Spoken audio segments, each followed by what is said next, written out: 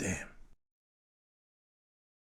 G'day everyone, it's Bud here from Bud and Mo, creators of the Nethering solo role-playing rules for Dungeons and Dragons. And today I'm going to talk a bit about a decrepit wooden bridge I constructed. That's it, centre of frame there, between two small dungeon tiles. I'm not going to actually show you the constructing of it, it's too long. It's a pretty simple process.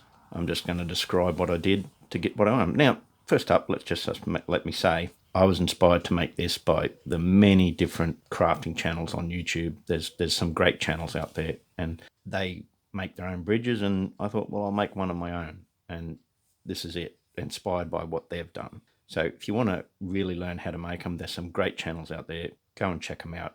They'll show you everything you need to know. Let's talk about materials. Materials, I use balsa wood, coffee stir sticks, and a barbecue skewer, bit of twine, and some sand and rock out of the gardens. I use tacky glue mostly, bit of PVA glue, the normal stuff, and also a bit of super glue, and some cheap acrylic paint for the bulk of it. And for the bits and bobs, I painted them up with a mixture of Reaper, Army Painter, and Games Workshop paints. And that's how I finished it off. So let's just pick this up here. Bring it up closer to the camera so you can see it. There we go, that's the decking. And there's the support beams. After I made it, I thought, well, maybe I should have made them out of barbecue skewers or thick bits of dowel that carved down to look like tree trunks or something, but I'll just go with that. So with the balsa wood there, that's the balsa wood struts, I just textured that up with a wire brush, just a little one of them wire brushes because it's pretty soft wood, so it's not that hard to texture up. The coffee stir sticks, I just used a back of a hobby knife to texture them up, cut them to length. You make whatever size you want. This is 140mm long or 5.5 inches, which fits into our pattern of our dungeon tiles. So that's what we use, that's the scale we use, so that's what I went with, and it's about 35mm wide because we use a 20mm, 25mm based miniature. There's one up the back here. Let me just grab one. Where is he? There he is. These are just a couple of old D&D miniatures that I had for a long time, pre and painted ones. So see, as you can see, he's got a 25mm base and he just sits on there like that. Like that, see? Well, I tilted it over and tipped him off. So yeah, because I got the camera at a mad angle. But yeah, there you can see. So that's a 25mm wide miniature and it'll sit on that nicely. Now, as to the height, that height there, from deck to bottom of the strut, is that height there of my dungeon tile that I've made. So that sits nice and flush in between the two tiles like that.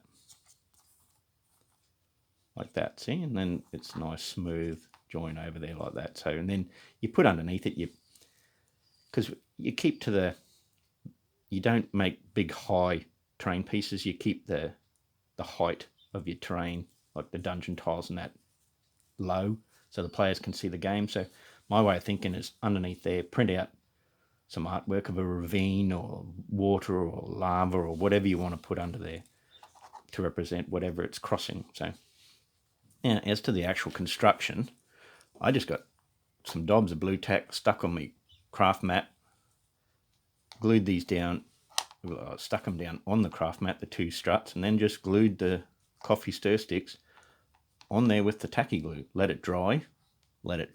That's an important one. And then just went crazy with the rest of it. The wooden struts, I imagine these are driven down into the bank, into the cliffside. So they continue on, but because I want to have it sit flat on the table, I've cut it off there and they're tied up with rope. I've used twine and I just weathered it right up. Now, once I got it all glued up, I coated it with a undercoat of black mixture of Mod Podge and cheap black acrylic paint, and that was great. I touched up a few bits that missed with it, and then I let that totally dry, and then I use some cheap dark brown acrylic paint, craft paint, and base coat of that, and I didn't worry about covering the whole lot.